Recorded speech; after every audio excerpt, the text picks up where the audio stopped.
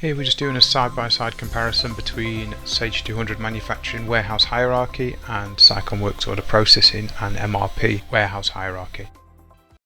So if we've enabled Warehouse Hierarchy in Sage 200, we can see there the Warehouse Hierarchy. If I just edit the line, we can just see against factory, warehouse, where can we take the stock from? The shortfall here is in alphabetical order. So that's where we take the stock from first. So based on if this is factory, first it'll try and take it from factory, then home, then rejected stock, then showroom, then stores, then warehouse. It's in alphabetical order, which is a huge shortfall in the Sage 200 manufacturing product. Now let's just compare this to Sicon Warehouse Hierarchy.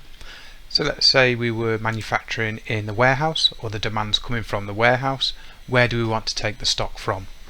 So let's say that we can take the stock from warehouse, factory, home and stores.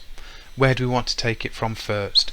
So we can say first we want to take it from warehouse, then we want to take it from the stores, then we want to take it from home, and then we want to take it from the factory.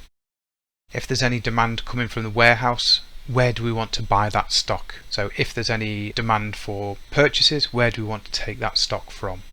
So let's say that the default purchasing warehouse for warehouse is going to be warehouse, and where do we want to manufacture from if we have got demand in warehouse? We could say that we wanted to manufacture in the factory. So if we've got demand coming from warehouse, the stock's going to be manufactured here, but then we're going to be buying it into there. All depends on how you'd want these all set up. So for factory, where can we take the stock from? We can take the stock from anywhere within these locations, and this is the priority. We can enable warehouse hierarchy separately in MRP and in works order processing.